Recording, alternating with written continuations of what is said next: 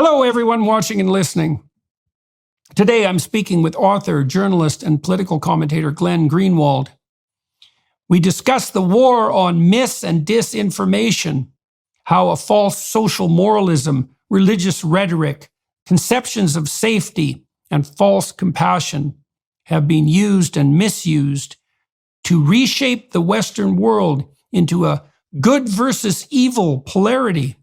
We also explore the human need for meta-narratives, the basis of morality, and the case, perhaps, for God in a world that offers nihilism and totalitarianism as stark alternatives.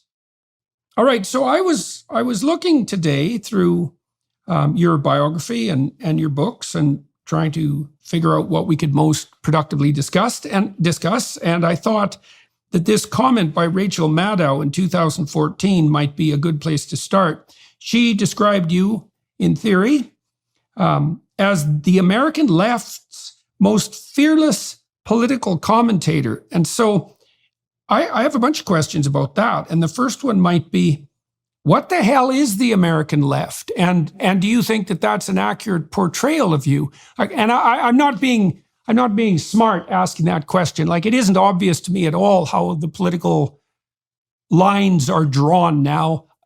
I'm up in the air about it constantly. So were you the American left's most fearless political commentator? Are you still? And what do you think the left is?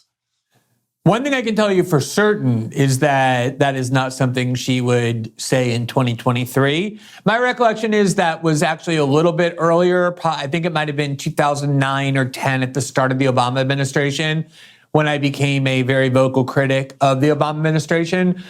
And there weren't a lot of people who were willing to take the same critique that was being applied to George Bush and Dick Cheney regarding the war on terror and the assault on civil liberties in the name of the war on terror and apply it to Obama, even though Obama not only continued many of those policies that he campaigned on the vow to uproot, but extended a lot of them, strengthened a lot of them.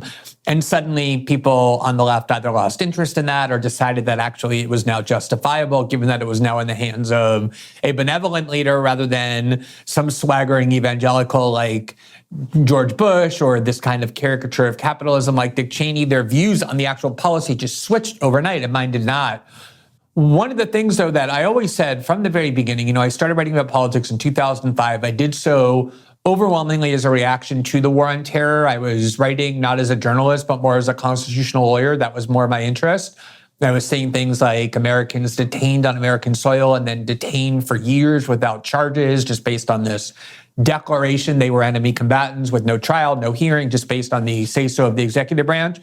I always thought it was odd that that kind of perspective got me labeled as somebody on the left, because from my perspective, I was defending values like due process, free speech, free press. I was concerned about the erosion of civil liberties. I never really thought of those as far left values, but it got interpreted as that because at the moment it found expression as being critical of George Bush and Dick Cheney, and the perception was only people on the left were doing that. So I think that's where Rachel Maddow's ideas came from.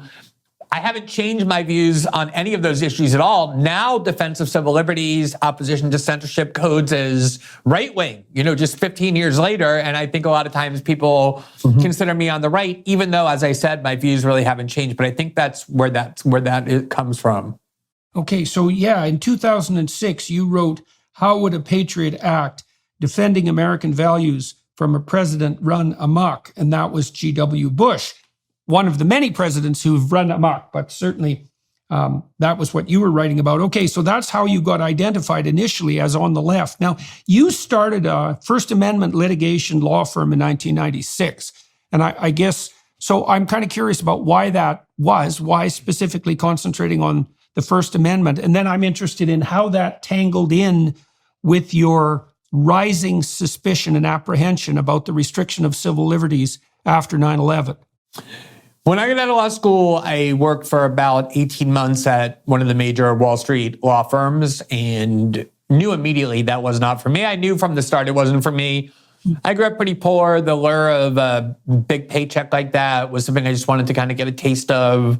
I also wanted to demystify Wall Street, kind of enter it. And at the end of the day, those firms are filled with very competent, crafty, smart lawyers, and I knew I would learn a lot, and I did. But 18 months was the most I could endure. What I really wanted to do, I think my childhood heroes, I was sort of steeped in the politics of the 70s and 80s. This was the time when the ACLU was defending the right of neo-Nazis to march through Skokie, a town of Holocaust survivors, based obviously on the principle. These were Jewish leftist lawyers at the ACLU, defending obviously not the Nazi Party, but the principle that marginalized groups in particular need to defend free speech. I always viewed censorship as a tool of the establishment, as a tool of authority that was used to silence and suppress marginalized voices, dissidents, and the like.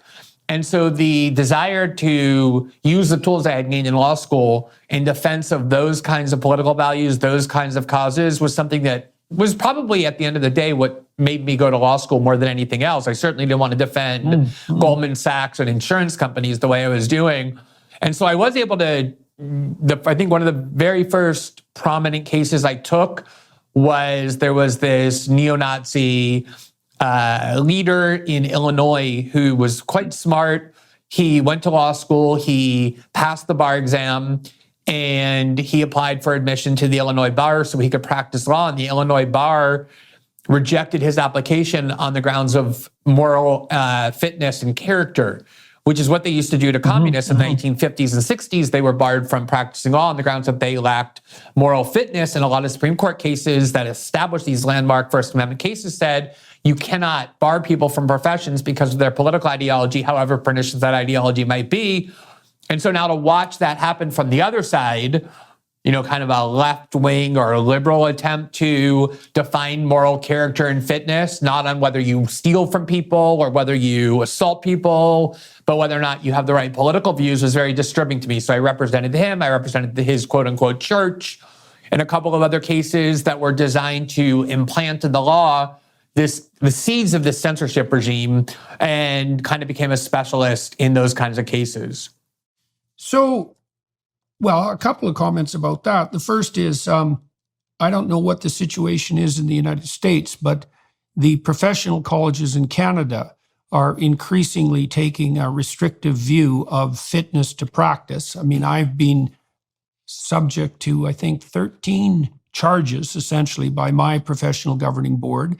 They dropped 7 of them recently, although they didn't explain why they dropped those 7 and kept the other 6. But all of the other 6, or almost all of them, none of which, by the way, were made by clients of mine, are a consequence of my direct criticisms of political figures. And so I don't know what the situation is in the United States, but I know that in Canada, the professional governing boards have really taken what would you say?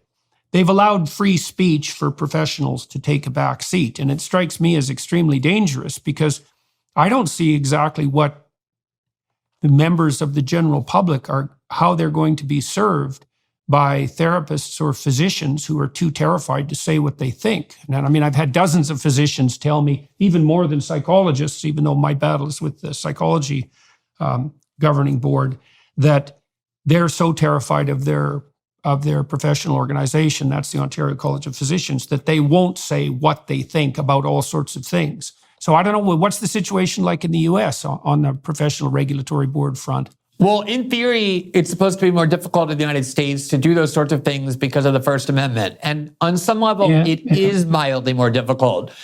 But they are really finding all kinds of ways to circumvent that. We lost that case, for example. I lost that case. They did not win the right for this neo-Nazi leader to practice law, though it was basically on jurisdictional and technical grounds. So that's oftentimes the way they'll do it. Is you can see these judges very ideologically motivated, especially in the United States. Nobody wants to admit they believe in the virtues of censorship because it's inculcated in the American spirit that anything that is called censorship is kind of instinctively or reflexively wrong. So it is a little bit, the First Amendment is a real barrier in the United States, but I regard the kinds of trends you're describing that happen to you in the West more generally. I know Canada is one of the worst places for it. I used to write a lot about the hate speech laws. I remember Mark Stein was dragged before one of those tribunals. There was Ezra Levant Yeah. as well. And I remember back in 2007, 2008, when I was being called as leftist, I was defending them.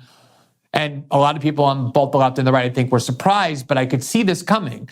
And now it's so much worse, all throughout Western Europe, increasingly in North America. I lived in Brazil for a long time as well, where these censorship values are, people don't even pretend to believe in free speech, even though Brazil is part of the democratic world. And Western Europe is looking toward Brazil as a kind of laboratory for how far Brazil can go.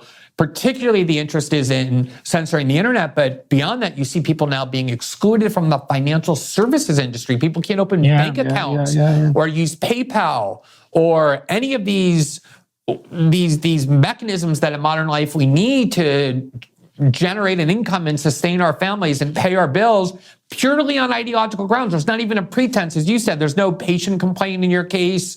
It's clearly designed to say you're unfit to practice psychology because of your political ideology. And that is, to me, the most dangerous trend in the West beyond any other, because that not only punishes people in unjust ways, but it also breeds a conformist society. The message is very clear. We're self-interested beings. And if we see that there's a lot of rewards for espousing establishment pieties and a lot of punishments for questioning them or defying them, obviously a lot of people are going to be motivated to be as conformist as possible. And we're going to become even more conformist as a society if that continues. And that, I think, is a huge loss just of the human spirit, of the potential of human life to lose the right to engage in critical thinking and to question and err and to challenge. These are the things, for me at least, that make life valuable.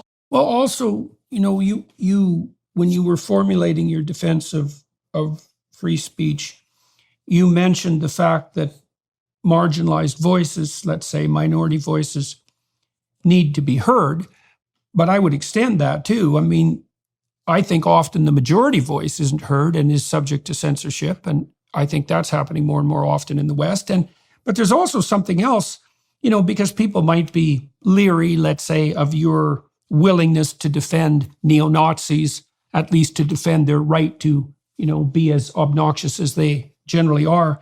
But it's also the case, as far as I can tell, and I really saw this in Canada, like back in the 1980s, we went after this guy named Ernst Zundel for hate speech. And this was the first emergence. We like to pioneer these things in Canada, by the way. We pioneered banking canceling, for example, thanks to our prime minister, and who basically demolished our international reputation as a consequence of that, even though Canadians don't know it yet. Anyways, we went after this guy, Ernst Zundel, back in the 1980s on hate speech, and he was a neo-Nazi type. And, everybody was up in arms about this hard hat wearing dimwit who proclaimed that the Holocaust didn't occur, and all these, idiot shibboleths of the radical neo-Nazi right wing. And he did get pilloried for what he had done, I think, by an early human rights tribunal. And I thought at the time that was extraordinarily unfortunate, because it's, first of all, because I knew even then that persecuting someone paranoid generally is a very bad idea, because you give truth to their paranoid claims that way.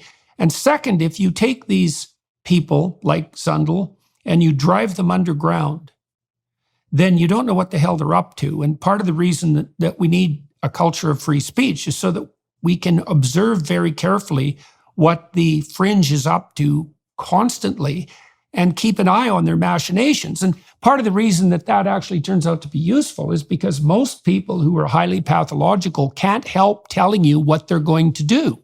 And so if you have a space for free dialogue, you can really keep an eye on the people who would otherwise destabilize things. You drive them underground at your peril, as far as I'm concerned. So, yeah, and precisely. And I agree with that entirely, that on pragmatic grounds, censorship makes no sense from the perspective of those censoring, not only because you lose the opportunity to hear what they're thinking, see what they're doing, but so often you turn these people into martyrs. I mean, in the United States, you have the right to wear a swastika on your arm if you so choose, because the First Amendment gives you that right. But if you do that, you're going to be laughed at. You're going to be regarded as a joke. You're going to be, social scorn works so much better than trying to prevent people from speaking. Social scorn isolates people. It turns them into an object of mockery. you try and, the neo-Nazi leader that I was defending that I referenced earlier, he was a loser. He had maybe 10 followers who were all kind of various forms of sociopaths and psychotics, just kind of like aimless kids who were looking for some meaning. These are not menacing people in the sense of gathering some movement or being strategically impressive. By turning them into martyrs, by making them seem like they're so much more powerful than they were, because now you have to suppress them, their power and strength grows. That attracts people, especially younger people who see transgression as something appealing. I think the best thing that ever happened to Milo Yiannopoulos, for example, was when the left started trying to prevent him from speaking on college campuses. That's what made Milo a hero to the right. They turned him into that. And obviously now Milo has largely disappeared, in part but more so because he lost a lot of his funding from the right. But what made him and so many others like that stronger was the attempt to silence them, the attempt to censor them. And I look in other countries where it's illegal to question Holocaust pieties, most of Western Europe, in Brazil, I think in Canada as well. And those people can attract a lot more followers than, for example, in the US they can, because everything is open in the US. And the idea is, well, at least it used to be, you're free to express that view. No one's going to try and stop you. And social stigma, social scorn, for me, is a much stronger way of marginalizing a nefarious ideology than having the state or corporate power, invoked in order to crush it.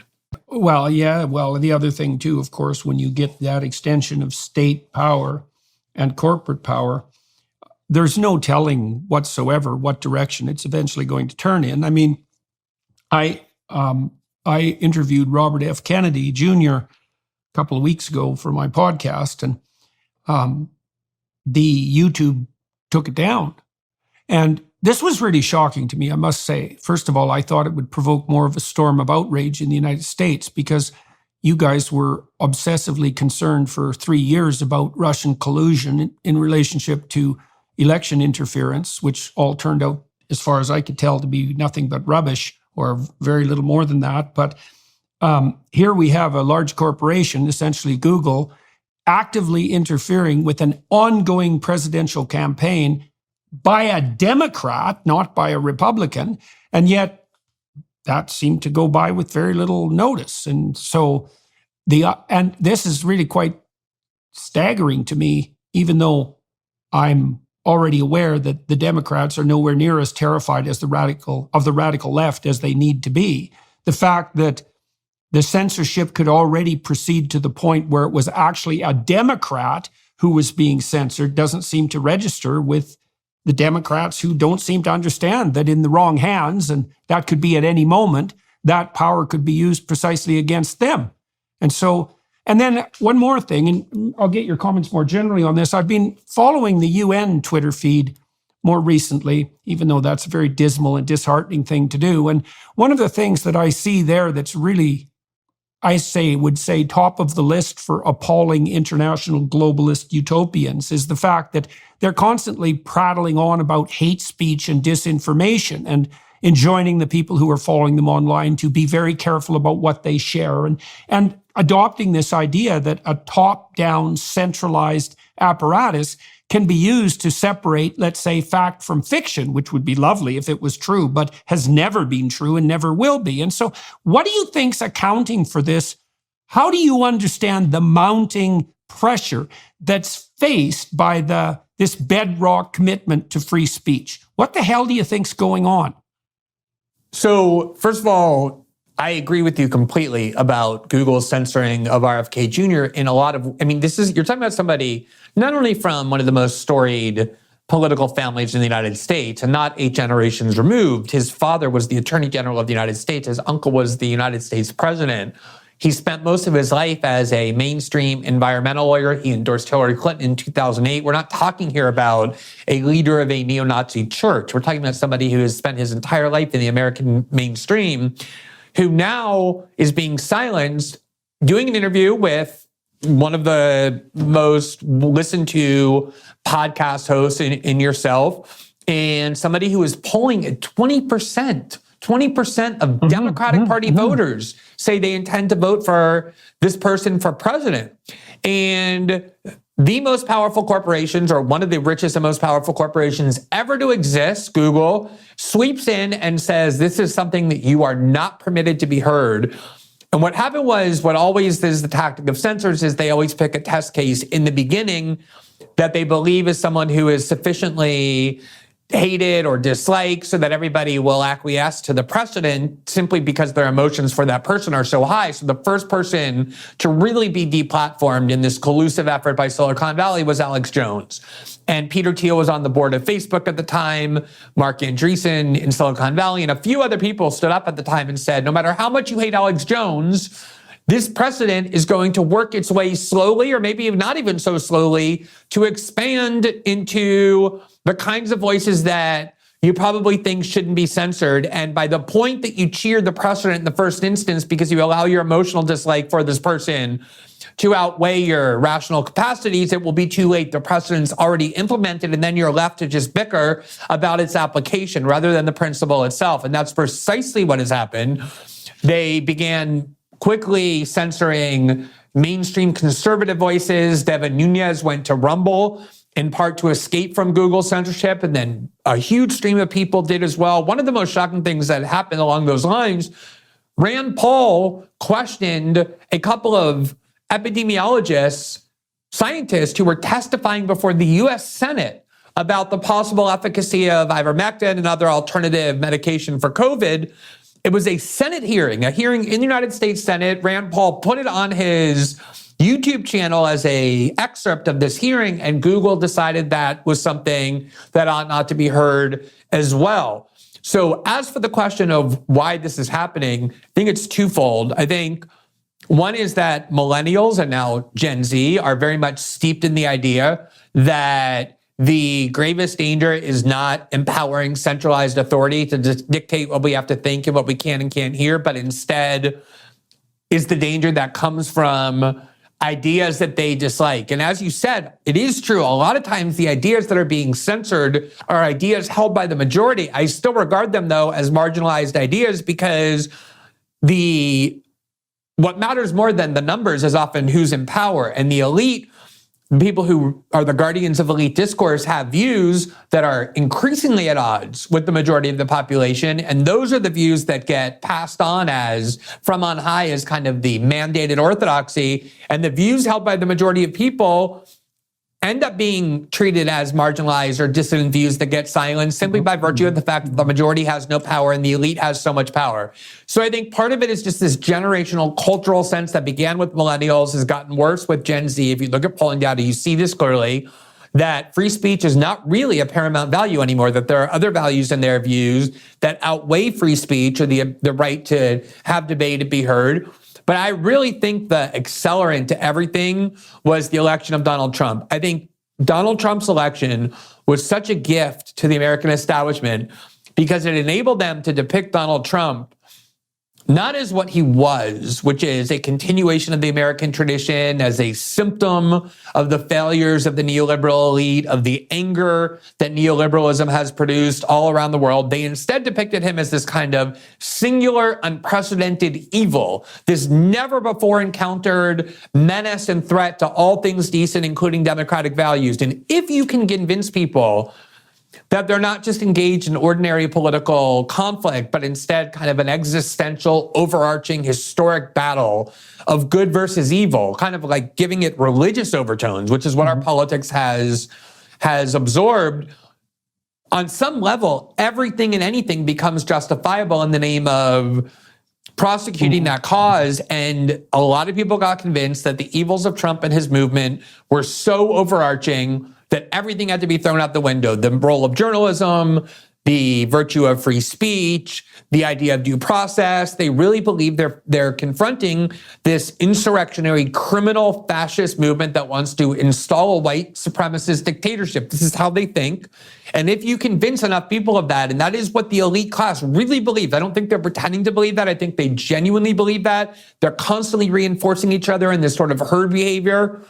It's not that far of a leap then to start saying things like, well, however bad censorship is, or however bad disinformation is, or however bad punishing people is without due process, the threat that we're combating is even worse, and therefore the ends justify the means. You probably saw that Sam Harris video that went viral, where he was asked about the Hunter Biden disinformation campaign that emanated from the CIA. They just lied to the public and said that Hunter Biden laptop was Russian disinformation. It came from the CIA. Corporate media repeated it. Big tech adopted it. It was a massive scam that they perpetrated on the American public right before the 2020 election.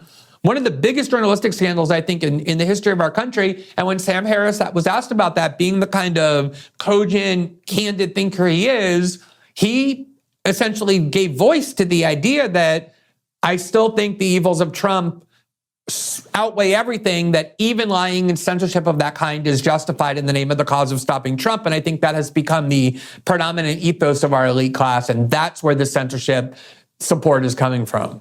Do you see it as well as part of the cascade of processes that began to make themselves manifest after 9/11? And this is partly when you got interested in the clampdown on civil liberties. And, one of the things that I observed at that time, which I don't think has gone away in the least, was the transformation of airports into micro-fascist states. And I thought that was a really bad idea, because by treating everyone like a potential perpetrator, which is exactly what's happened in the airports and has never gone away, you essentially train people to adopt that mindset, because everybody goes through airports. And once it's okay there, well, then why isn't it okay everywhere? I mean, there's lots of buildings in the UK now where you basically have to undergo an airport-style search before you go into the building. And of course, you have to do that in many of the government buildings in Washington, which I also think is an appalling idea.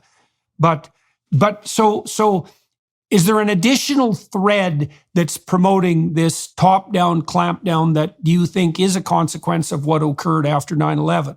Yeah, I think it's a really important observation. I was in Manhattan on 9/11. I lived and worked in New York at the time. I remember as well as anybody the vividness of that trauma. It was a very traumatic event. It was frightening. It was terrible.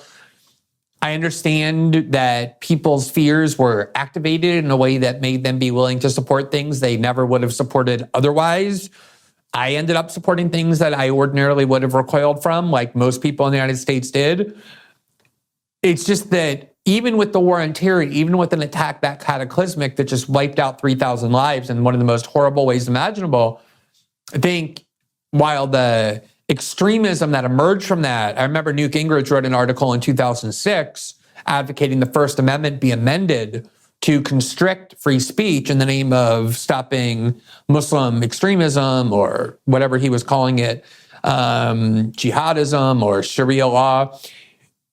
Those ideas ultimately didn't go as far as they might have, because the sense of what American democracy means kind of got reawakened. And I think people did start drawing lines, and President Obama ended up winning in 2008 on a pledge to close Guantanamo and reverse the kind of more extremist measures of the war on terror. Even though he did none of that, that was what his campaign that was successful was based on. But I think what you're saying about the airport is exactly right. If you go look at the debates in the 90s, after the Oklahoma City bombing, the bombing at the Oklahoma City courthouse that Timothy McVeigh was convicted of perpetrating, there was an attempt by the Clinton administration to usher in a lot of these same extremism measures that ended up being implemented after 9/11. They wanted, for example, the keys to the internet, a backdoor to all of the encryption used by the internet. And the Republican Party, including people like John Ashcroft, who became George Bush's attorney general in the wake of 9/11 and the champion of a lot of these civil liberties assaults, led the way and said, we're not giving the federal government the ability to read our communications, to spy on our conversations. This is too anathema to the American way of life. And so quickly after 9/11, the exact same faction in the Republican Party and American conservatism, traumatized by the attack on 9/11, again, for understandable reasons, but ultimately went so far in implementing what became an authoritarian mentality. And if you go to the airport, of course, all of us now are so acclimated to it, it seems normal. But the idea that everybody just so dutifully takes off their shoes and takes off their belt, and the climate there is you just do what you're told. It seems trivial, and it's a kind of petty authoritarianism. No one's being imprisoned for it. No one's being shot.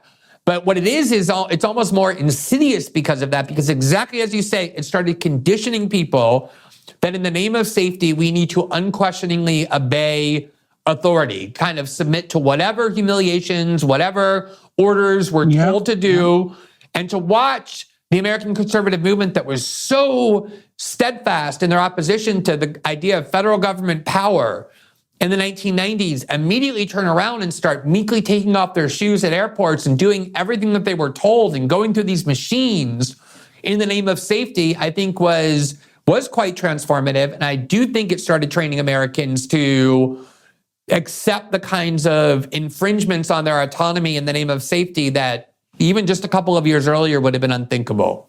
Well, you know what? I think maybe the critics on the left, I'll specify them to begin with, have always been concerned that the fundamental threats to liberty and, let's say, equality would emerge as a consequence of greed and the desire for power, and it's obviously the case that there are valid criticisms that can be levied against gigantic organizations that tilt towards regulatory capture with regards both to their greed and their desire for undeserved power.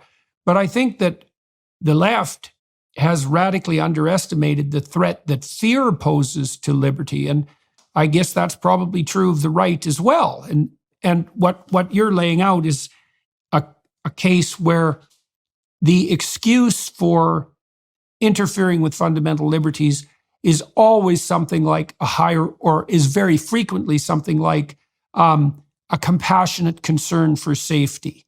And so maybe it's the neo-Nazis that we have to be afraid of, or maybe it's the Muslim jihadists, or maybe it's the bloody pandemic, or maybe it's the looming environmental apocalypse. But there's always some terrible catastrophe that's looming so intently that this is finally the time when an assault on our civil liberties can be justified. And my sense of that is that the reason we made these rights axiomatic, or actually the reason they are axiomatic, not that we made them that way, is because there isn't any circumstances under which there's a better approach than to leave people the hell alone and to let them say what they need to say. And that's partly because, one of the things I think conservatives do extremely badly is to try to protect free speech as if it's just another freedom. It's like a hedonic freedom. Well, of course you get to say what you want to say because you want to say it, and it's, you enjoy it, and it's annoying not to be allowed to say it. And that's not really the issue here at all. The issue is that for most people, there's no difference between speaking and thinking. So, and even for that small number of people who can in fact think, and that's actually quite rare, most of those people think by speaking. They just speak internally. I mean, you can think in images too, but really detailed thought really requires words. And so freedom of speech is exactly equivalent to freedom of thought. And the reason that you think is so that you don't do stupid things carelessly, right? So there's this it was Alfred North Whitehead who famously said that we think so that our thoughts can die instead of us. And if thought is the process by which we renew our misapprehensions and adapt to the world at large and transform our institutions, if you interfere with free speech, you doom your institutions to stagnation and corruption.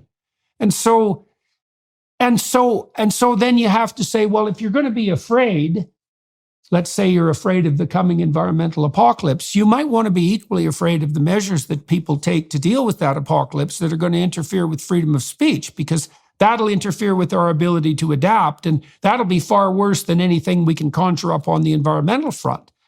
And so I think that's part of the reason that these rights are self-evident, right? Is that the whole bloody game will grind to a halt if we ever allow them to be interfered with.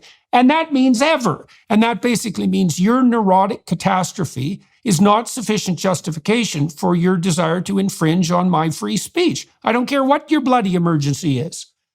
I think this is something I've come to conceptualize better over the years, and it's very much based in the psychological dynamic you're describing. George Orwell has this preface, I believe it was 1984. I don't remember the exact details now. And originally when the book was published, where the preface was intended for, the preface ended up not being published. It was right around the time of World War II, and it was kind of considered heretical because its argument was that we think about tyranny in these melodramatic terms, that suppression, that despotism means that if you say something against the government, armed men in black suits, black costumes show up at your house and put guns to your head and haul you off to prison, when in reality, the much more effective kind of despotism is not the use of brute force in that way. It's really the transformation of the mind. The prison ends up being something that's constructed inside of your brain through extremely effective propaganda, which in turn requires that that propaganda never be questioned. If you can control a population based on how they think, you essentially eliminate the possibility of dissent. So you can make dissent on paper legally permissible, but anyone who does dissent will be so instantaneously marginalized because of the efficacy of propaganda that it's a much more effective way of controlling human beings, because you're controlling the thoughts that they have. And that in turn requires the ability to ensure you control the flow of information. And this is the thing that I find so alarming, was if you go and look at the literature in the mid-1990s about the advent of the internet, I think people in Silicon Valley really had this libertarian ethos. They thought they were actually producing a technology that was going to be revolutionary. The spirit behind it was, we're going to emancipate people from centralized state and corporate control. They're going to be able to communicate. People are going to be able to communicate with one another without relying on the mediation of giant corporations, which in turn are controllable by the state. It was kind of this Wild West frontier, free of control, free of regulation. And when I worked with Edward Snowden and we did the Snowden reporting in 2013, and the archive that he provided to me as I began to look at it revealed that, in fact, the internet had become the exact polar opposite. It had become the single greatest means of coercion and control ever invented in human history, because the ability to control the flow of information and to monitor what all of us are doing, not just what we're doing in terms of where we're going, but in terms of what we're reading and what we're saying in private, or what we think is in private, and therefore what we're thinking, what kind of personality is shaping us, and the ideas that are motivating us, and then the ability that is accompanied by that knowledge to be able to then control and manipulate it, creates this kind of closed propaganda system that is infinitely more powerful than, say, having a Stasi that is able to read everybody's mail in East Germany, or have their neighbors report on them. In fact, during the Snowden reporting, there were ex-agents of the Stasi who were saying, this enables the state to do things we never dreamed of being able to do. You know, when it was I don't know if you remember, but there was one of the reports was about how the NSA was spying on Angela Merkel at the time, the Chancellor of Germany. She grew up in East Germany under the Stasi, behind the Iron Curtain, and she was particularly enraged by it. By all accounts, she called Obama in a rage and said essentially that this is what the Stasi tried to do and technologically were kind of impeded from doing. There were workarounds to it. If you were a dissident in East Germany, there were dissidents in behind the Iron Curtain in communist Soviet communism, whereas this kind of makes it impossible.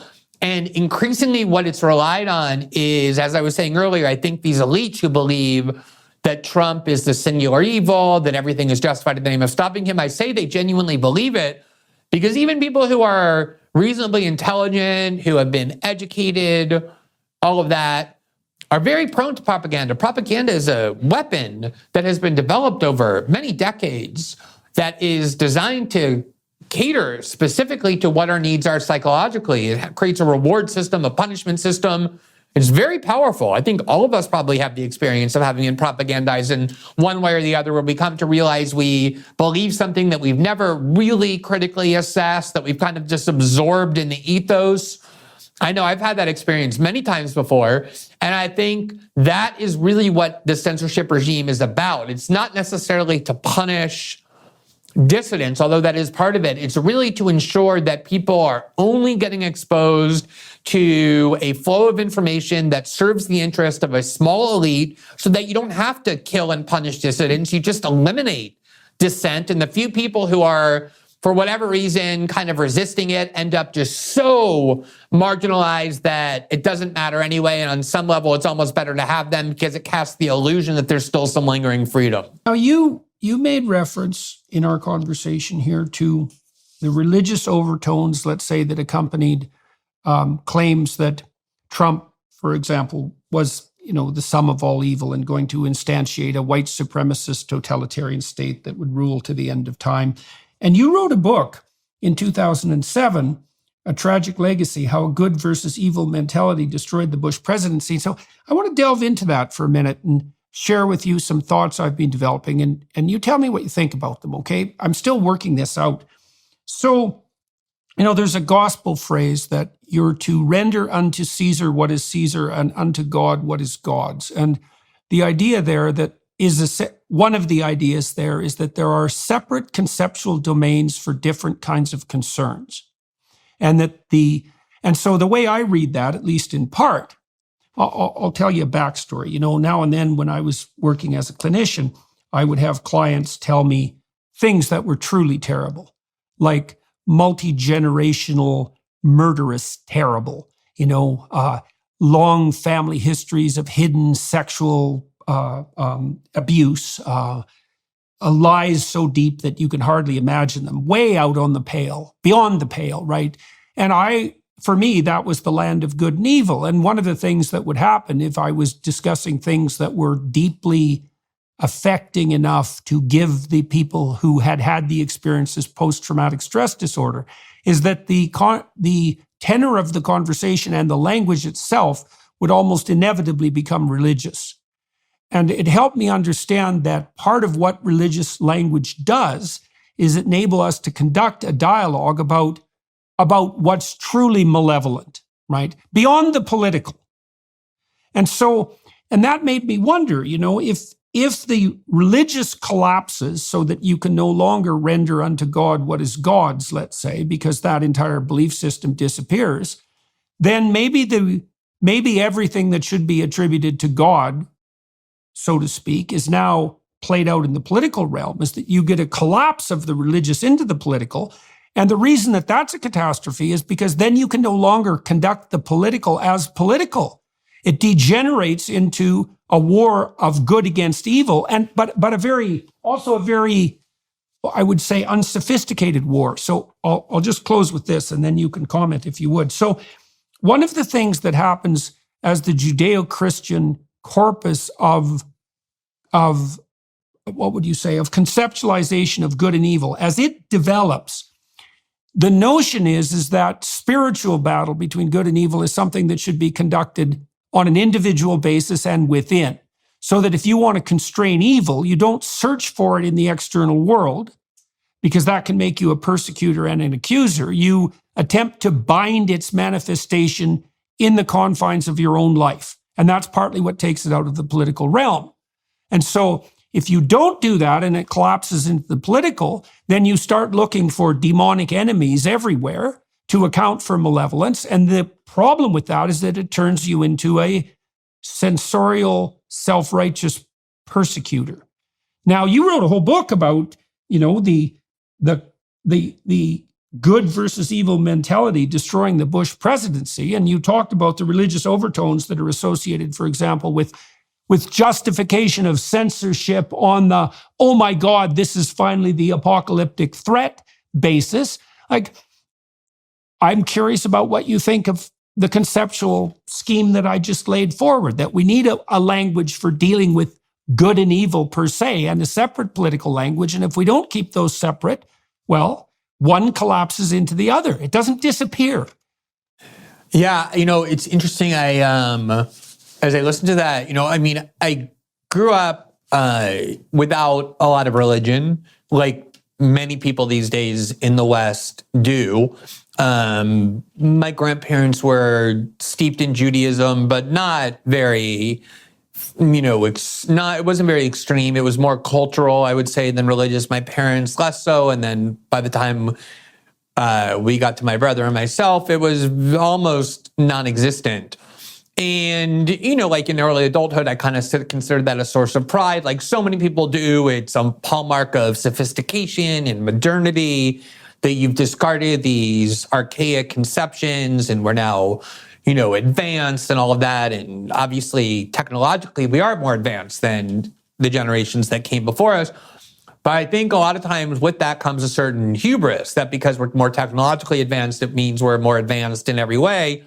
And one of the things that I have worked hard is to lose that hubris. And I think, for me, when I see people who believe in censorship, believe in the idea that certain views are so wrong, that it ought to be prohibited, to me, what's driving that more than anything is hubris, because the whole history of humanity is error. What is considered proven truth in one generation is then regarded as grievous error the next. That's true across every field of discipline and morality and ethics. And the idea that somehow we have escaped from that and we are now no longer prone to error, that we have apprehended truth that is just so absolute that no one should be even allowed to question it, is just never an impulse I ever have. No matter, and I believe in a lot of things passionately, very strongly. It's not like I walk around doubting everything. I just never would find the level of arrogance to believe that my convictions, even the ones I hold most strongly, are so self-evidently and permanently true that any questioning of them should be prohibited, barred. And I think hubris is at the root of that. And I think the same is true with the idea of religion. There is a reason, I think, that human beings across millennia and across culture and across every other conceivable line have sought out religion. I believe it's something we need. It's intrinsic to us, whether you want to call it religious or spiritual, however you describe it.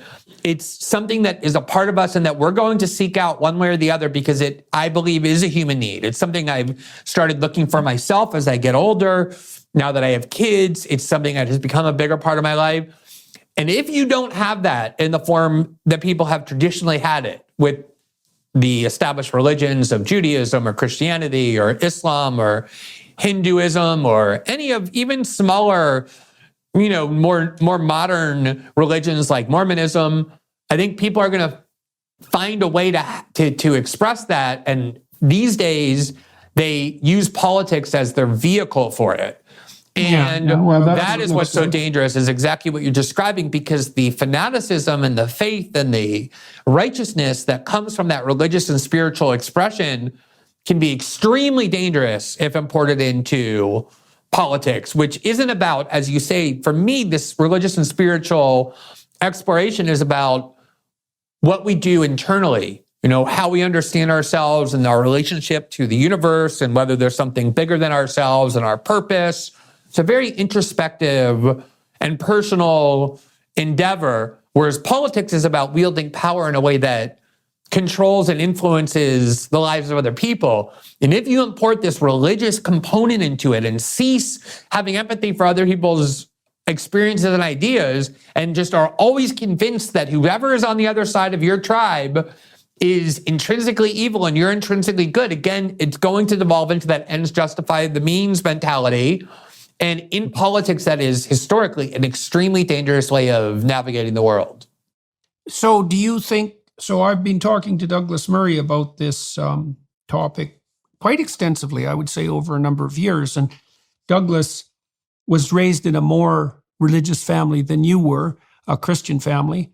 And his parents were avid church attenders, but he dispensed with all of that and toyed for a while, even with explicit allegiance with the Hitchens, Dawkins, Harris crowd, Dennett as well, the Four Horsemen of the Apocalypse. But Douglas has become more convinced that the humanist endeavor cannot maintain its ethos without it being embedded in an underlying, let's say, narrative metaphysics, which is, for all intents and purposes, a religious framework. And the religious framework also, it always borders on the transcendent and the unknowable. I suppose that's a good way of thinking about it. So Carl Jung thought, for example, the psychoanalyst, he sort of believed that our rationality was necessarily bounded by the domain of the dream, right? And if you think about how we adapt to the world, we have our explicit ways of representing the world that can be encapsulated semantically, and those would be our stateable propositions. But that's never complete, right? And so outside of that is everything we don't know. And from the perspective of Jung and the psychoanalysts who adopted his viewpoint, the dream was the mediator between what we knew explicitly and what we did not yet know. It was a buffer zone. And the transcendent characters of the dreamscape were essentially deities and religious figures. And that strikes me as correct. I think that's in keeping with what we now understand about how the brain functions and about how we process information when we first come across it as anomalous, for example. But it does beg the question. Douglas has told me pretty straightforwardly that he thinks that any ethical system that isn't grounded in a transcendent metaphysics, whatever that means, is going to degenerate into a propagandistic ideology. And well, I'm wondering, are those thoughts that you said that you've been seeking more now at this stage in your life than you had been previously, do those sorts of reflections ring true to you, or do you see a flaw in that line of reasoning? Yeah, so this is an idea I have grappled with a lot. I think a lot of people who pass through a kind of atheistic passage in life have had to grapple with it as well. I remember being something, even going back to studying philosophy in undergraduate school, was always a question, which is, if you believe there's nothing to life but our material existence, that is finite, that we're born and then we die and that's the end of everything, there's no greater power. The challenge is, how do you have any kind of an ethics or a morals that make any sense if all there is materiality? It seems like you could justify being driven by nothing other than material gain and no basis for any kind of ethical or moral constraints, since that's what religion has typically offered. That there's a God, that there's a morality and an ethics that they pass down. And if you remove that, what is the basis for this ethical code or for this morality? And I do think, I even remember when I was so sure of myself in my early 20s, finding that a uncomfortable and difficult question, because it is not an easy one to answer.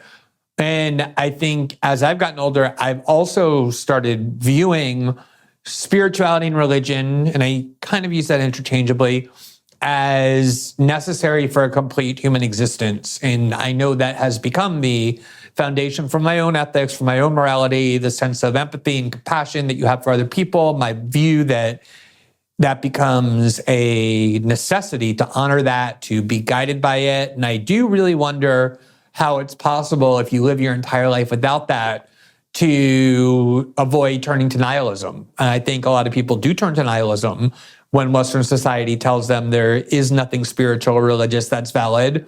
And we see it in all the mental health indices, as you know better than anyone, in terms of the data you've studied and have talked a lot about, just kind of a lack of purpose and higher meaning that people are left with in their lives when you strip away everything other than material existence.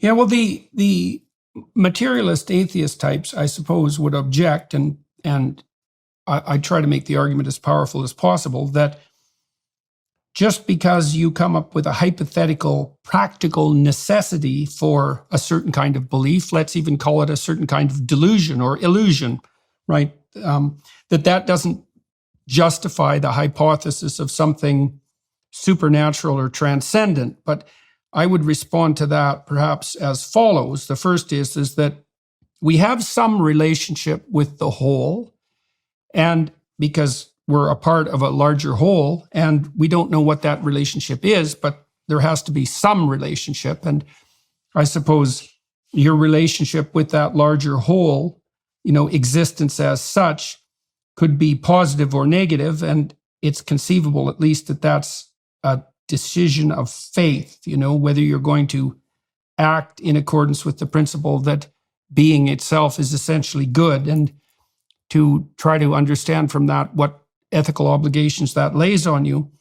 But I've also been going through the biblical corpus, trying to understand in some ways what it means to believe in a transcendent relationship. And so I've been writing about the story of Abraham. So let me just tell you what I've found in that, and you tell me what you think about that. So what God is in the story of Abraham is conceptualized as something like the voice within that calls you to adventure. So it's a proposition, right? That there is an animating spirit, that's a good way of thinking about it, that can unite people psychologically and socially. And that uniting spirit, that uniting animating spirit has a canonical and immutable nature. And one of the manifestations of that nature is the call to adventure. And so Abraham is an old man by the time he leaves his father's tent, but he hears a voice within beckon to him that says, you should leave comfort and security and venture out into the world. Now, it seems to me that we do have a voice like that speaks within us, so to speak. And it's not exactly our voice personally, right? Because it speaks to everyone. So it can't be something that's specifically subjective. And I think that you either listen to that voice, say, and venture out into the world in adventure, or you don't listen to it. And either of those choices is a choice of faith. And so that's a little different than believing in a so-called, like, what would you say, a hypothetical supernatural reality, right? It's more like the decision to orient yourself according to a certain animating principle. So in the story of Moses, I'll just develop it with one more story and then leave it.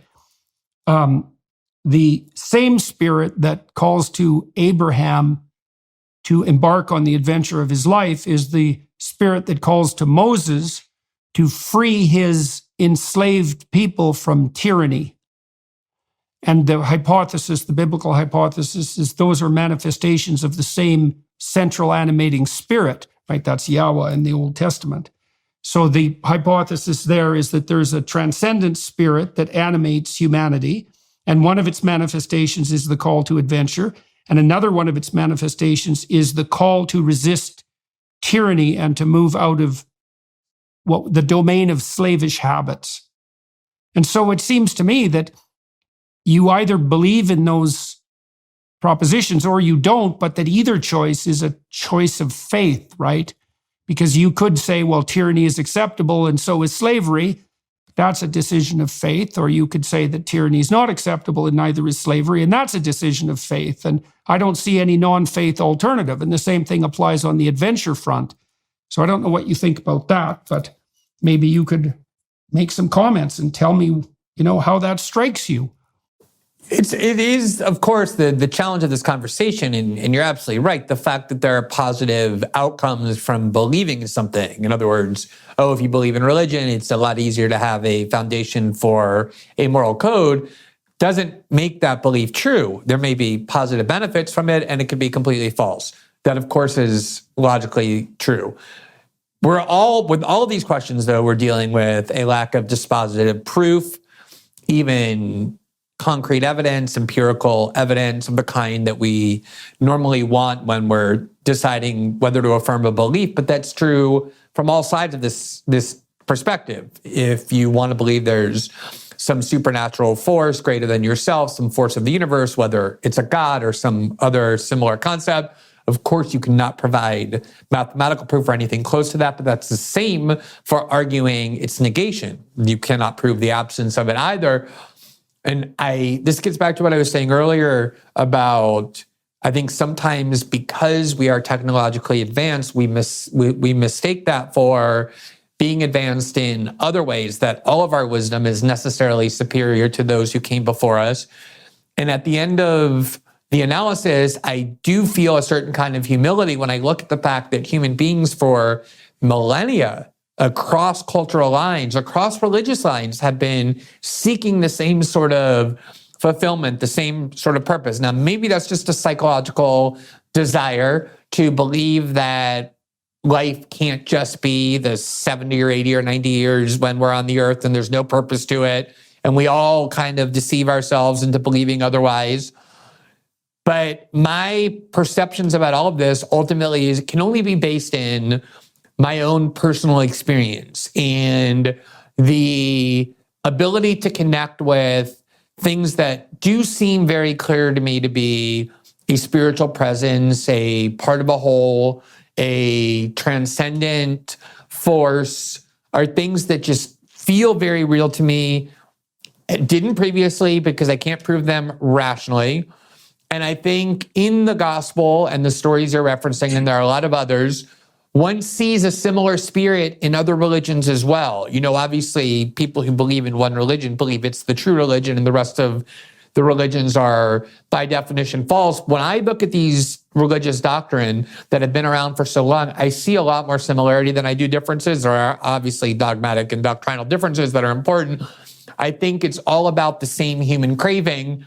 And the fact that we all want this and need this, and I think so many people come to feel it, I think it takes a lot of arrogance to just dismiss that all the way as the byproduct of illusion or superstition or deceit. What changed? Go ahead. What changed for you? Like, why did you start? Why did this turn of attitude make itself known to you? What happened in your life? I had a list of things when I was younger that I thought if I acquired them would make me happy. And it was my conception of what happiness is, very much derived from modern Western culture. Tells you if you're successful in your career, if you become financially prosperous, if your work becomes well known. These kinds of things are the things that are going to ultimately be fulfilling. And the more I chased them and the more I acquired them, in a lot of ways, the less happy I became. And my husband, I was married for 20 years. My husband died in May of this year, so just a couple of months ago, was somebody who, tried very hard to get me to be open to other ways of looking at the world, including starting a family, adopting children from an orphanage that would not have been adopted had we not done so. And we did, and that opened my eyes to the fact that there's more to life than I had previously thought. I just became a lot more humble once you see that the way that you've been looking at the world is incomplete or even on the wrong path. You start believing that maybe there's things you've written off before that are things you ought to go back and reconsider. And then just being more open to things like meditation and spirituality, reading texts that are derivative of Hinduism and then even, one time, I think maybe 15 years ago, I did just sit down and read the gospel from start to finish because it's something that you hear a lot about, that you form opinions about. And then when you go and actually read it, as you've obviously been doing and have done, it is something that makes you just connect to it in a different way than if you're just looking at it in that snide, dismissive way where a lot of us are taught to view it. And then once I started traversing the spiritual path and then seeing that real happiness and fulfillment lies not in material gain or fame or any of those things. I mean, there are fulfilling things to those things, but you cannot be a complete person, I don't think, without family and then the spiritual component and trying to understand where you fit into this broader picture. At least for me, that was the thing that finally enabled me to be happy, to be a complete person. And it just started forcing me to reevaluate how I understood our place in the world and our purpose in it. Right. Okay. So we've proposed that without some superordinate orienting structure, let's say that the battle between good and evil collapses into the political, and that poses the danger of the rise of something approximating totalitarianism, often justified by demonizing your enemies, let's say, and also as a consequence of willingness to use fear in the face of the looming apocalypse. And you've also made the case that there's a certain hubristic pride in the censorship movement that is a kind of intellectual pride that is predicated on the assumption that what I know now is everything that's worth knowing and that what other people think can be easily dispensed with. And then the third thing we pointed to, pointing to the necessity of a metaphysics, let's say, on the personal front, in your experience, has been that you pursued some of the things that were more materialistic, and quite successfully, that you were led to believe or did believe would produce a sense of continual fulfillment. But what you found in your life was that some more traditional ventures, like starting a family, and some striving for something transcendent, made itself known as increasingly necessary as you got older. Is that a fair summary of where we've gone so far? Absolutely. All right. Well, let's leave that for the time being. I want to return back to your line of books. In 2008, you published a book called Great American Hypocrites, Toppling the Big Myths of Republican Politics. So you're going after the Republicans again. You went after the Bush types for a good while. And so what did you conclude when you were assessing the Republican political front, and why did you phrase it in terms of hypocrisy? And do you think there was more hypocrisy, for example, on the Republican side than there was on the Democrat side? If I'm being completely honest, and why wouldn't I be, that book is not a book that brings me a lot of pride. I had just started writing about politics in late 2005, 2006. And I wrote these first two books that I actually am proud of. I came from kind of a good place. And I was a constitutional lawyer. I moved to Brazil. I got married to my husband, and we had to live in Brazil. We chose to live in Brazil. And I couldn't practice law anymore. And I needed a way to kind of make a living out of journalism. And at the time, writing books was the way I was doing it. There was a lot of pressure for me. So this book, there are some good ideas in this book, but the book itself, the way it's framed, the title, Great American Hypocrites, Toppling the Big Myths of Republican Party Politics, is very banal. It's kind of trite. It's a way more partisan treatise than anything I've written before or have written since. But the idea was that there's a kind of iconography in Republican Party politics. I remember when I was growing up, my father was mostly conservative, but not fanatically political. And he used to kind of revere this certain sort of male archetype that I think he felt was lacking in his life, like John Wayne, Ronald Reagan, Oliver North. And I think Republican Party politics has relied in a lot of ways on these archetypes, often from people who don't really exude those virtues in their actual life. People who purport to be very pious and yet in their private life seems not to follow that very well. People who seek courage and strength by sending other people to war, but never have been near a front line themselves. They like to send other people to it and then kind of inflate their chest and feel powerful. So there were some seeds of some substantive ideas in the book, but the editor just wanted they were always looking for the left's Ann Coulter. And I think the way that book got framed, the way they kind of forced me into this, attack the Republican Party, was more a byproduct of that. So I don't think I've ever gone back and read that book once it was done, because it was just kind of a sort of a labor of necessity rather than a labor of love. So what do you think? I mean, your comments on your book are interesting and revealing, I suppose. What is it that you are not particularly proud of, in your words, in relationship to that work? I mean, there's room on the journalistic front for criticism of political opportunists, for example, or of entire parties for that matter. And in many ways, you could regard that as the appropriate purview of a critical journalist. So what do you think was wrong in your approach? You pointed maybe to a kind of instrumental necessity.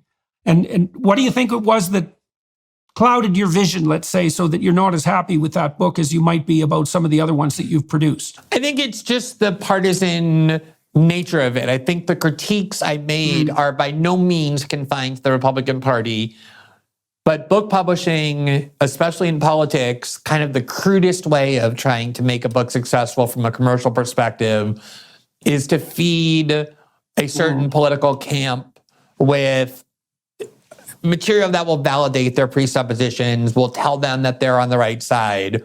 So, like I said, I do think the critiques were valid. hypocrisy of politicians also, though, is a kind of low-hanging fruit. I think it didn't require a lot of brain power to make that critique. I don't think it was particularly insightful. I do think there were some parts, as I said, that were, the seeds of some interesting psychological. It was a very psychological book about how political leaders try and create their imagery in a way that's appealing. It's just that to confine it to a critique of the Republican Party, I think, was just a little bit cheap. And like I said, probably the byproduct of commercial pressures rather than intellectual autonomy. That's all. Right. There was nothing fraudulent about it. To some degree, you felt like you had subverted your, higher order critical capacity to, instrumental necessity. Yeah. Let's leave that then. Let's go to the next one. With Liberty and Justice for Some. Is this a book you're more pleased with? This was 2011. How the law is used to destroy equality and protect the powerful. Okay, so now you've returned to something more like a, what would you say, an orientation that you feel allowed you to remain firmly grounded while you were writing this, and you're looking back on this book with more pleasure than on the previous book. Right. This book was a more systemic critique. It was not in any way partisan. I think the origin of it was that, the first book that I wrote in 2006, you mentioned How Would a Patriot Act, was a legalistic critique of what I thought were some law-violating policies enacted by the Bush and Cheney administration, often without congressional approval, sometimes in violation of congressional statute. I thought it was the kind of criminality that would typically be prosecuted. And when President Obama was inaugurated, one of the first things he did was announce this kind of amnesty for any high-level political officials or anyone at the CIA who had broken the law as part of the war on terror, and invoke what has now become this traditional elite-serving framework that prosecuting people for crimes, if they're from a prior administration or a prior government, is too destabilizing. We have to look forward, not backward, was the phrase that he used. It originated in Gerald Ford's pardon of Richard Nixon. And what bothered me about it, there was no prosecutions of anyone on Wall Street from the 2008 financial crisis, even though lots of scholars have written about why many prosecutions would have been viable. That was one of the most cataclysmic events of our lifetime. Certainly the 2008 financial crisis, the effects linger to this very day in terms of people's economic stability all over the world. A lot of it was based on fraudulent practices. And you contrast that with the fact that the United States is the most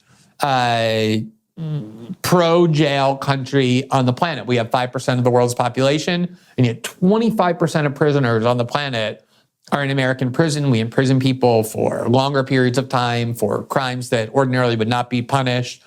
This gargantuan prison state that definitely disproportionately falls on people who are at the lower end of the socioeconomic perspective. And so it was kind of contrasting this idea that for elites, there's a kind of legal immunity, and for poor people in the United States who can't afford legal counsel, who rely on incredibly overworked public defenders and the like, people go to prison for very long periods of time, including for nonviolent crimes that have made the United States the world's biggest jailer. And that contrast has been disturbing to me. And the book was largely about that.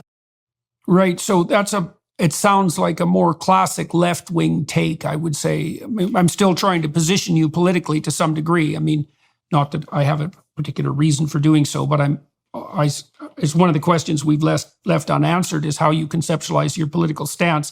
I mean, that opposition to law being formulated in a manner that preferentially benefits the wealthy, because you use socioeconomic status as the prime marker. I mean, that's a continual, reasonable plaint from people on the left, right? Is that the structures of power get tilted in the service of those who have the power. And, that's something that everyone should always be on the lookout for, because if for no other reason than just because you have power right now doesn't mean that you're going to have it, in a year.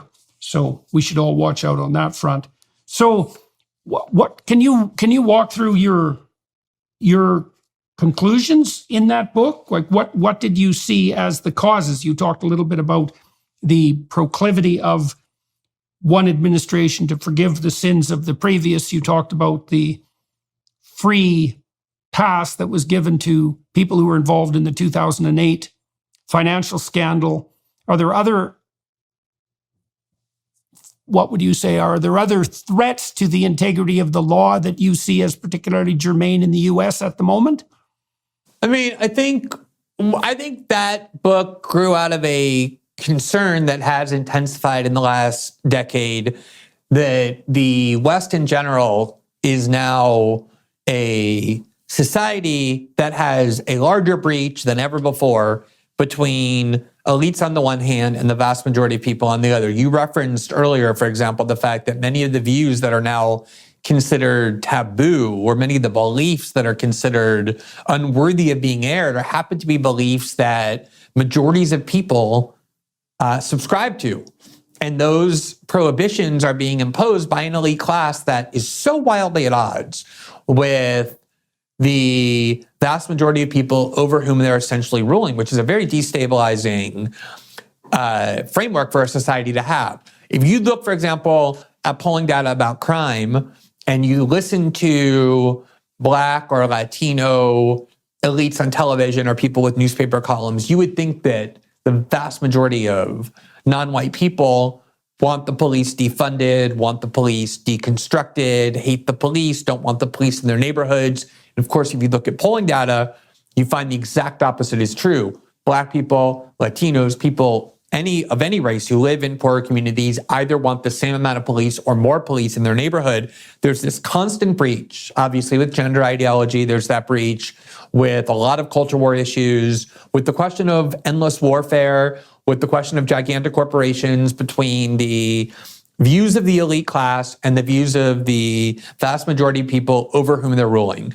And historically, if you were to look at how that breach has been addressed, there's essentially two ways you can go about trying to resolve that. Namely, I think the election of Donald Trump, the election of Jair Bolsonaro in Brazil, Brexit, the rise of a lot of these kind of populist parties are very much about the fact that huge numbers of people feel, I think justifiably and validly, that elite ideology doesn't care about them at all, is willing to squeeze every opportunity out of their life in order to benefit a small minority of people. And when you have this kind of mass populist anger, traditionally, the elites can try and appease it by kind of throwing some more crumbs to people just to keep them just satiated enough that they're not going to go out into the street and cause political turmoil and protest and the like. Or the society can say, you know what, let them riot. We'll just militarize to the teeth. We'll give ourselves every kind of power and every kind of authoritarian weapon that we need so that even if they want to riot, they'll be crushed immediately. I think the West is choosing that latter path of no longer trying to appease people, no longer trying to give them enough to keep them at a decent quality of life or the perception that the system is essentially fair, and instead is paramilitarizing, is becoming more authoritarianism. I think that's what a lot of the trends in the West are about. And that book was really a way of saying that even the law, the kind of linchpin of what is supposed to ultimately guarantee that even though we were supposed to have material differences, the founders were capitalists, they expected and anticipated that there would be differences in material wealth, that the law would ultimately be the guarantor of the fairness of that inequality, that people would accept its validity or its legitimacy because we were all operating by the same set of rules. And increasingly, the law has become something that's the exact opposite, just yet another weapon for elites to use against people who are powerless, to keep them in line, to keep them kind of neutered and toothless. And that's really the ethos out of which that book grew, and the fact that elites have given themselves a kind of broad scale immunity, that our prisons and our courtrooms, our criminal courtrooms, aren't for wealthy people, aren't for powerful people, with some exceptions, but are overwhelmingly for poor people, even ones who are addicted to drugs, committing nonviolent crimes. That was the critique of that book.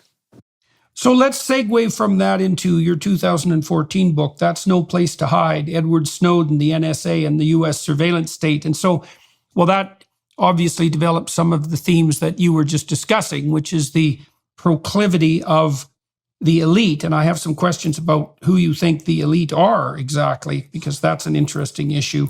Tell me what you discovered and what you were attempting to accomplish with No Place to Hide. That basically told the story of the work I did with Edward Snowden. He had contacted me anonymously at the end of 2012, saying he had access to a huge trove of top secret documents that demonstrated that the US government and its allies were engaged in a kind of ubiquitous surveillance that would shock people, even such as myself, who had been writing about that and had long suspected that was the case. The kind of final straw for him was when he heard James Clapper, President Obama's senior national security official, who was the director of national intelligence, testify before the Senate in early 2013. He was asked by Senator Ron Wyden of Oregon, does the NSA collect dossiers on millions and millions of Americans? And James Clapper lied and said, no, sir, it does not wittingly. And Snowden had in his hands the evidence because he had worked for CIA and then the NSA as a contractor. The evidence proving that what Clapper denied the NSA was doing was, in fact, exactly what the NSA was doing, in fact, to an extent that nobody would have suspected. The motto of the NSA was collect it all. They really wanted to and were well on their way to converting the internet into a tool of ubiquitous surveillance, that everything done on the internet, said on the internet by ordinary people, American citizens, suspected of no wrongdoing. This was suspicionless surveillance, was being collected and stored with the potential when they wanted to analyze and utilize this information. Incredibly comprehensive pictures of our lives based on who we were speaking to, what we were reading, the content of our communication. And so I went to Hong Kong, met with Snowden, along with the filmmaker Laura Poitras, who filmed it. That became the film that won the Oscar in 2015 for Best Documentary, Citizen 4. Very kind of high drama, but I think journalistically consequential. And to me, that's what those materials revealed, was just how unaccountable the U.S. security state had become. That this was a part of our government that was created to operate in complete secrecy, but it was always supposed to be attached to some form of democratic accountability. There were lots of abuses discovered in the mid-'70s. There were supposedly reforms done, and yet we have a part of our government that is now huger than ever, more powerful than ever, operates so much in the dark that I was getting contacted when we were doing this reporting by members of Congress who are on the Intelligence Committee in the US, in Great Britain, in Australia, in Canada, saying I had no idea any of this was taking place. And it was kind of a radicalizing moment for me, because it wasn't, for me, a book or an episode in my life that was about surveillance and privacy, although of course it was about that, as much as it was about democracy. The fact that these incredibly consequential choices had been undertaken about how the government was going to utilize the internet, convert it into a system of mass, indiscriminate, ubiquitous surveillance with no democratic accountability of any kind, no transparency of any kind. And it made me realize that there really is this kind of part of the government, as Dwight Eisenhower tried to warn us about in 1961, before Vietnam, before the War on Terror, that essentially is the real government, is the government that is immune to elections, that does what it wants with very little constraints. And I find it very, very alarming, very menacing. And how do you feel about that now? I mean, do you think we're farther down the rabbit hole than we were when you wrote that book? I mean, it's 9 years later and our technological reach has expanded tremendously. I mean, when you're looking at the state of freedom, let's say in the West today, what are your observations on that front? I actually think it's worse, which might be paradoxical, because there were some benefits from this reporting. It made people aware for the first time of not only the extent to which the U.S. government and its allies are spying on, again, not Al-Qaeda cells or ISIS cells, which everybody would support, but entire Western population, including American citizens.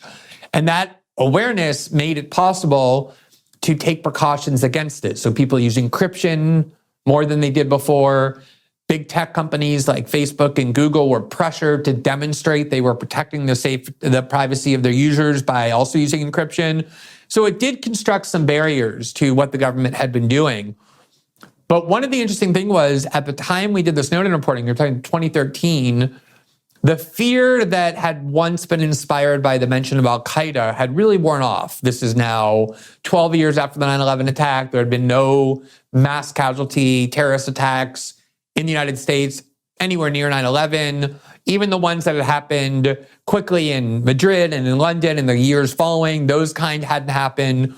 And so there was a sense that, okay, the war on terror has gone way too far. This is kind of an extremism that we should not tolerate.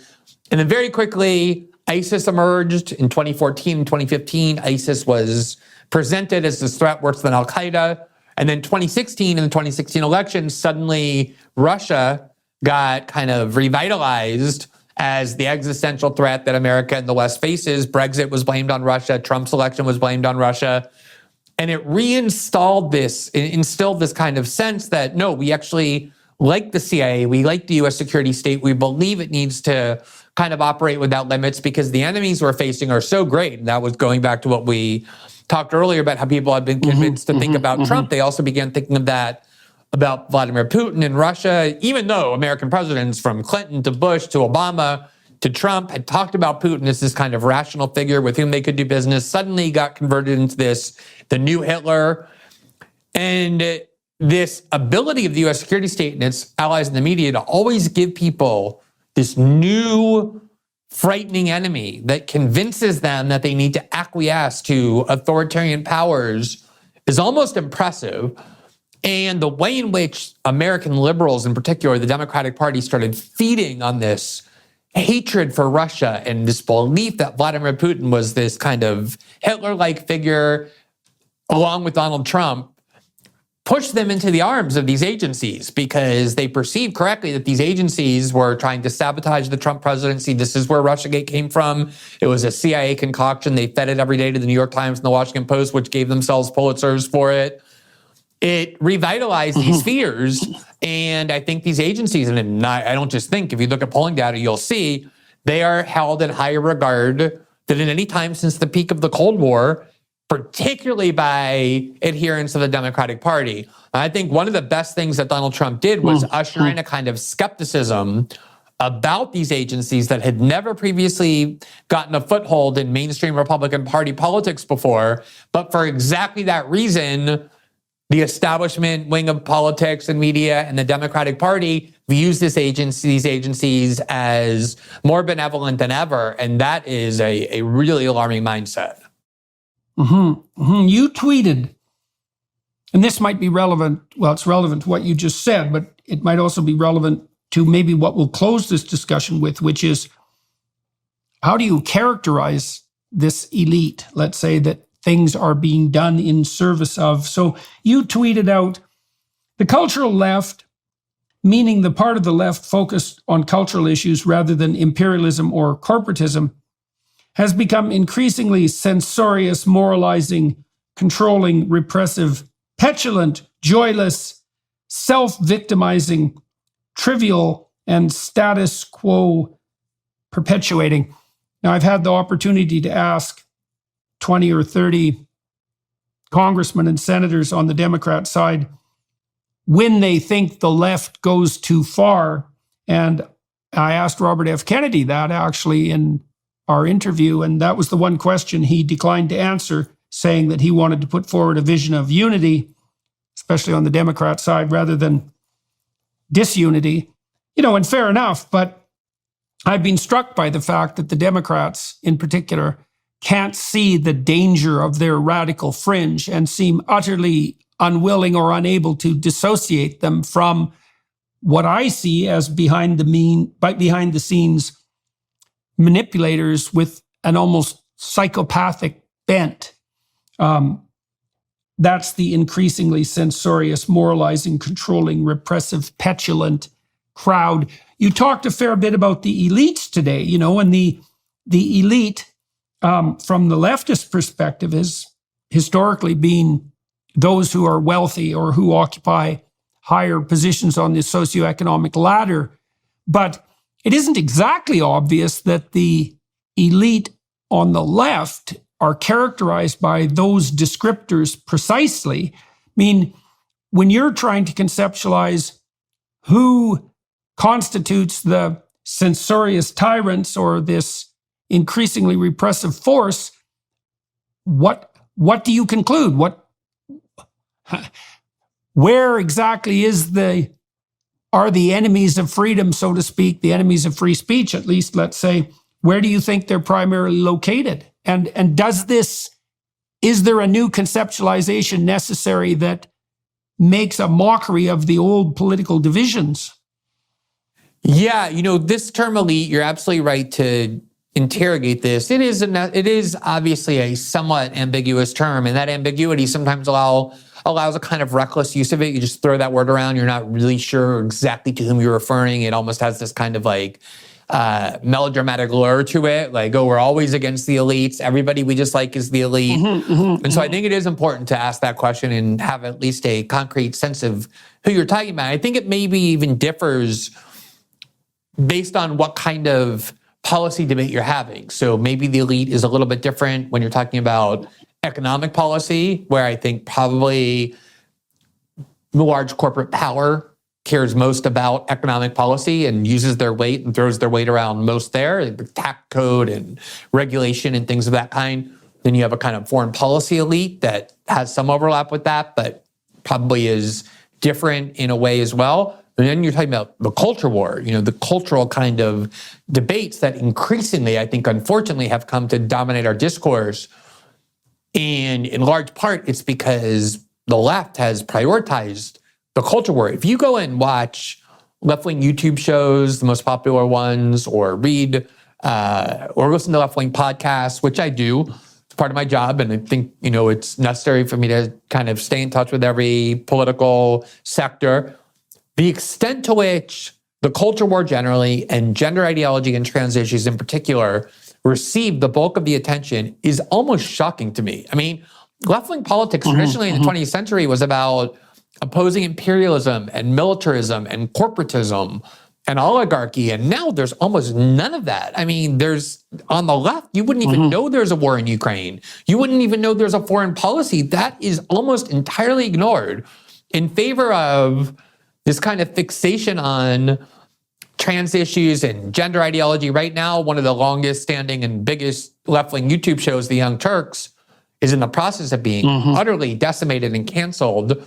And they've had views over the years that, from a left-wing perspective, are completely anathema. But since they're about war, they love Madeleine Albright, no one cares about that.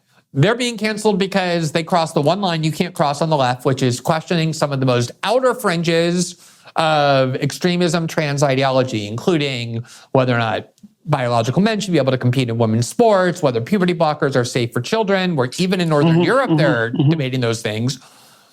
And the intolerance for any kind of vibrant questioning or dissent, even from people who, say, I think trans adults should be able to live their lives with total dignity, with full legal rights. That's nowhere near enough. You have to affirm every last element of that agenda in order to even be deemed acceptable. It is incredibly repressive. And I think at the end of the day, when you're talking about who the elite is, it's kind of, on the one hand, a vague term, but it's also not that difficult to identify it's the views that are permitted and the views that are suppressed. And if your views are among the views that are suppressed, that's a pretty good indication that you are not in the elite. You seem to be making I would say, a twofold categorization. On the one hand, we have what we've always had, and it's something that always poses a threat to the integrity of states that have to continually adapt, which is the tendency of those who have been successful economically to bend and distort the system in a manner that supports their continued hegemony, independent of their continued productive activity. And I kind of think about that in general as the problem of out-of-control gigantism. And you can see that on the government front just as much as on the corporate front. Famously in 2008, the mantra was too big to fail. And I always thought that the mantra should have been so big you will certainly fail. And then there's this additional element that you point to and use the example of what's happening to the Young Turks at the moment on the gender front, pointing out that there's an elite that are possessed by a set of ideological ideas that have degenerated in recent years into an almost monomaniacal fixation on gender and identity. And then there's some unholy alliance between the two which I don't quite understand, although it seems to be manifesting itself. It's a variant perhaps of the willingness of the coercive left, not that the right wing was like without error on this front, to ally themselves, for example, with big pharma, and as you pointed out, to increasingly adopt a positive attitude towards the very secretive and background gigantic government operations that the left would have been historically opposed to. So I don't understand the alliance exactly. Like, I don't exactly understand how the ideological possession that manifests itself as emphasis on the primacy of group identity can be in bed with the people who are using their economic power on the regulatory capture front. Maybe it's something like, maybe you see something like this on the ESG front, is where the power elite, so that would be Larry Fink and the BlackRock types, are willing to use the moralistic ideology of the radical left to hide their guilt and to hide their machinations on the power front? Is that a reasonable way of construing it? I'm so glad we're talking about this at the end here, because it's so fundamental to these changes in the political landscape.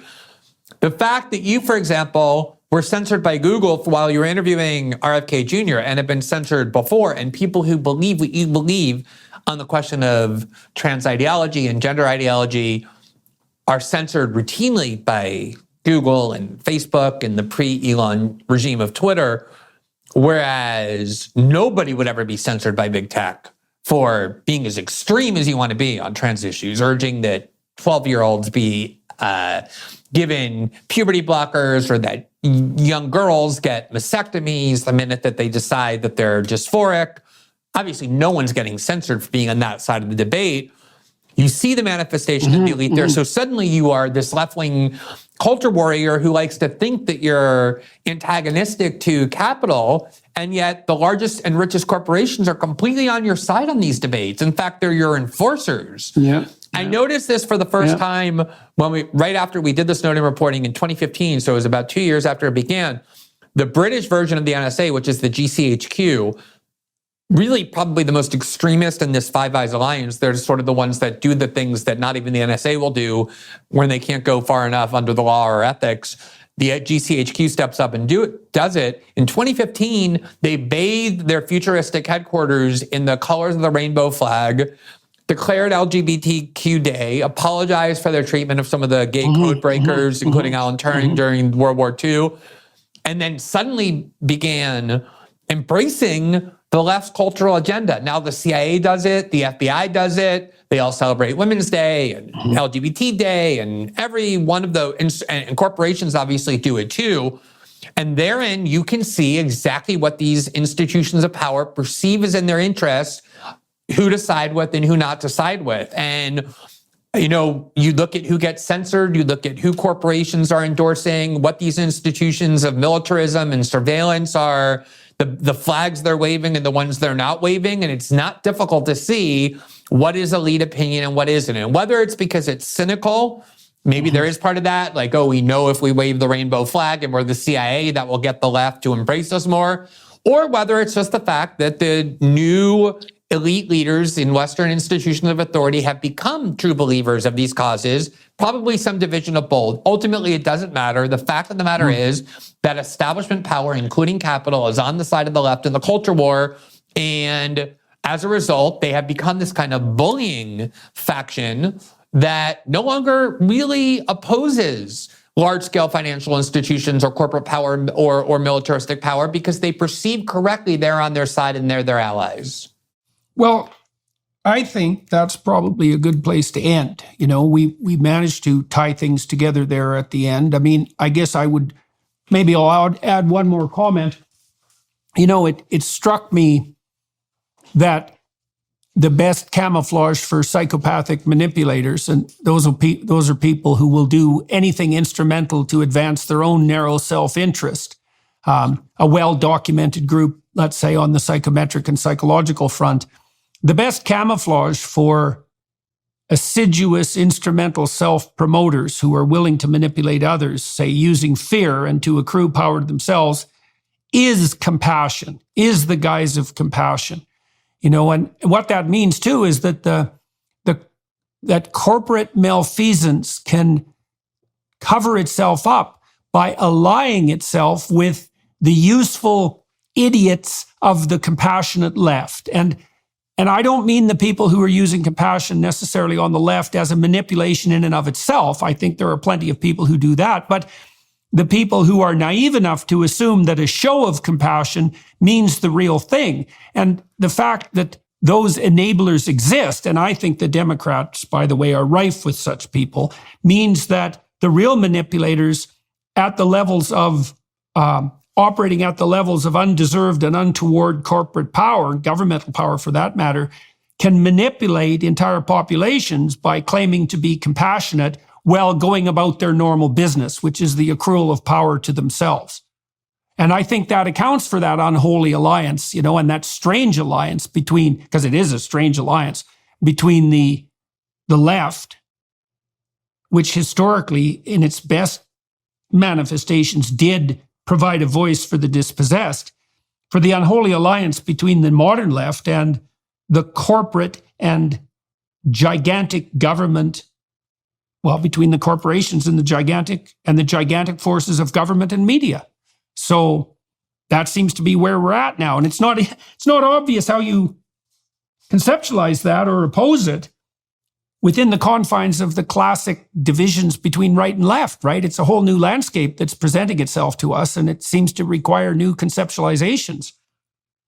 Exactly. I mean, that's why I think there's confusion sometimes about my ideology and others' ideology. The Atlantic just called RFK Jr. the first MAGA Democrat. Whereas, when RFK Jr. is critiquing a lot of the institutions that had long been the primary targets of the left, including the U.S. security state and big pharma and the U.S. war machine, but now that codes as right wing. I also think to just add very quickly to what you said as the kind of just to tie it all together is I think identity politics is used very similarly to how you just described these social justice causes and the way that they're cynically employed by these institutions of power to give the appearance that they're on the side of the left, and they become actual allies of the left. Obviously, if you just change demographically the people who are running these institutions so that now you have a black woman who's in general, or you have a Latino man who's the CFO of a major corporation, it casts the appearance that there's been some kind of a radical change for those casually looking, when in reality, it's just kind of the costume that they're donning in order to continue doing exactly what they're doing and just to win new supporters. And it's incredibly effective because ultimately so many people are satisfied with the most superficial of changes and are willing to embrace and cheer any institutions of authority as being their allies, even though they're continuing to do those things that they always have done when they were once their enemies. And that is exactly what is causing this new political landscape. Hey, well, that seems like a very good place to end. So for everybody watching and listening, I'm going to talk to Glenn for another half an hour on the Daily Wire Plus side. We'll conduct some investigation into the manner in which the interests that he's displayed, fairly consistent interests really over almost it's a long period of time now, 30 years, really pretty consistent interests in protection of free speech, for example. That looks like it's your paramount concern. And then associated interests of all sorts on the political and cultural front. So we'll delve into the genesis of those preoccupations on the Daily Wire Plus side. And if you're inclined to go over there and have a listen or a watch, that might be useful for you and productive for us. As Glenn mentioned and I mentioned during this podcast, YouTube has been on our case to a fairly intense degree in the last couple of months. Me to some degree, because they've censored 3 of my podcasts, and I suspect will censor a number of the other ones that I have in the can, and really have gone after a number of the people that I'm working with or alongside of, at least at the Daily Wire Plus. So if you're inclined to throw them some support, this is probably not such a bad time to do it. In any case, we're going to head over there. Thank you to the film crew here in Northern Ontario for facilitating this, and Glenn for talking to me today and for sharing what you've been investigating with everybody watching and listening. And to everyone who is watching and listening, thank you very much. And Well, we'll see you on the next podcast. Thanks, Glenn. Thank you. Appreciate it.